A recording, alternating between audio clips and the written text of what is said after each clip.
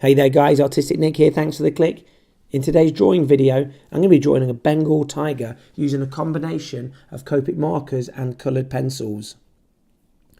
As always, I start by freehanding a sketch in using my Caran D'ache 2H pencil. This is a very light pencil and it allows me to make corrections easily, which in the initial stages of your sketch you'll be doing an awful lot. Don't worry if you're having to make corrections, that is just part of the process. For the rest of the drawing, I'm laying down a base coat of copic markers. I'm using a cadmium and chrome orange. These are two slightly different toned oranges that allow me to start getting a little bit of depth and dimension right from the get-go. I use a canary yellow in some of the lighter areas, and I also use cool grey 1, 3, 5 and 7, as well as a copic marker black and Faber-Castell Pitt pens. For the final layer of detail, I use a black pencil crayon, which is made by Derwent, and I use a Uniball Signo Broad pigment pen, which is a white highlighter, which allows me to get some very light areas, like the reflections in eyes and whiskers. As we get towards the end of this drawing, I've got a really cool tip for you to help you develop white fur or white hair, and this is using a graphite pencil, so make sure you stick around for that. I'll talk you through the process that I go through in every drawing, whether it's using copic markers or whether it's using graphite pencils, and that process is always try and start looking for your darkest areas, whether that's in a fur line, a hairline, whether it's on a face, and build out from your darker areas.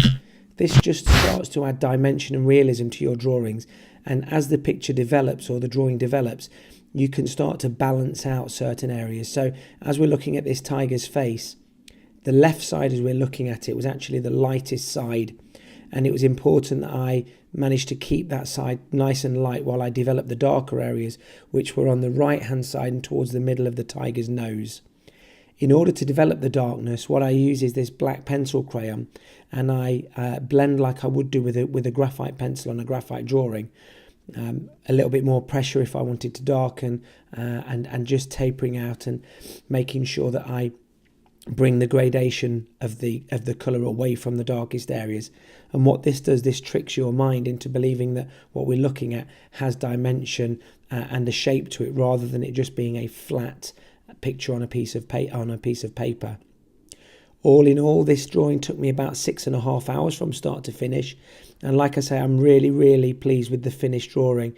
If you stick around to the end, I do add a comic panel background to this, and I really do think that it just lifts the tiger's face from the page.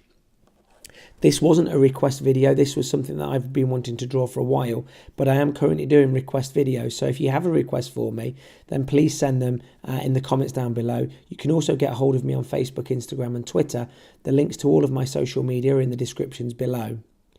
As we're coming onto the whiter side and the whiter fur of this tiger, I've got a really important, really cool tip for you in terms of drawing white fur and white hair.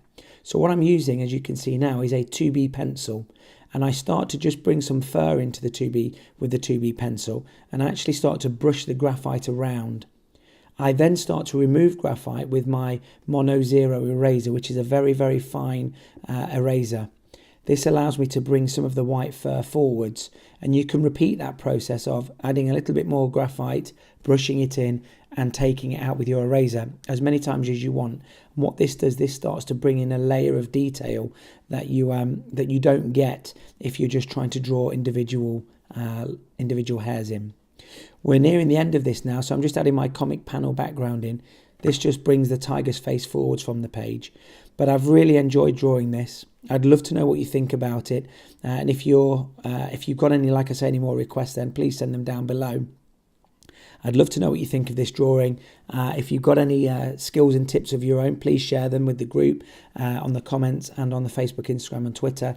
But that's the final drawing of my Bengal tiger. I hope you've enjoyed it. I'll see you guys in the next video. Hit subscribe, smack the notifications button, follow me on Facebook, Instagram and Twitter.